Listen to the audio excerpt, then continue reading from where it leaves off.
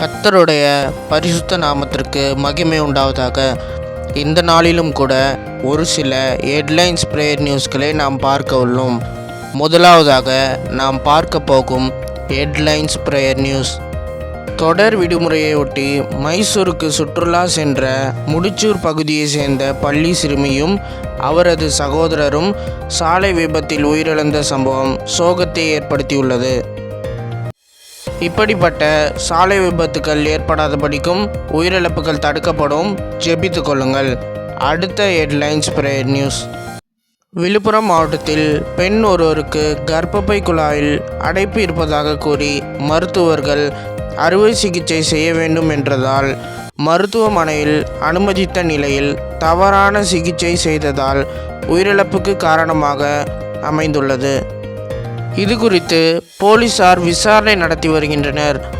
இது மாதிரியான தவறான சிகிச்சையில் மருத்துவர்கள் ஈடுபடாதபடிக்கும் உயிரிழப்புகள் நடக்காதபடிக்கும் ஜெபித்து கொள்ளுங்கள். அடுத்த ஹெட்லைன்ஸ் பிரேயர் நியூஸ். சேலம் மாவட்டத்தில் நின்று கொண்டிருந்த இருசக்கர வாகனத்தின் மீது பின்னால் வந்த லாரி மோதியதில் கணவன் மனைவி பலியான நிலையில் அவர்களது 2 குழந்தைகள் உயிர் தப்பினர். இது போன்ற வாகன விபத்துகளிலிருந்து உயிரிழப்புகள் காப்பாற்றப்படவும் பலியானவர்களின் குழந்தைகளுக்கு பாதுகாப்பு கிடைக்கவும் ஜெபித்து கொள்ளுங்கள். அடுத்த ஹெட்லைன்ஸ் பிரேயர் நியூஸ். சென்னை திருவொற்றியூரில் கடலில் குளிக்க சென்ற 4 மாணவர்களில் ஒருவரை அருகில் இருந்த மீனவர் உயிருடன் மீட்ட நிலையில் மற்றொரு மாணவர் சடலமாக மீட்கப்பட்டுள்ளார். மேலும் 2 மாணவர்களை ஆழ்கடல் நீச்சல் வீரர்கள் தேடி வருவதாக போலீசார் தெரிவித்தனர். இப்படிப்பட்ட சம்பவங்கள் நிகழாதபடிக்கும் காணாமல் போன மாணவர்கள் கிடைக்கவும் ஜெபித்து கொள்ளுங்கள். அடுத்த ஹெட்லைன்ஸ் பிரேயர் நியூஸ். கேரளா மாநிலத்தில் ஓட்டலில் சாப்பிட்ட பின் ஃபோனை வைத்துவிட்டு கை கழுவ சென்றபோது செல்போனை திருடி சென்ற நபர்.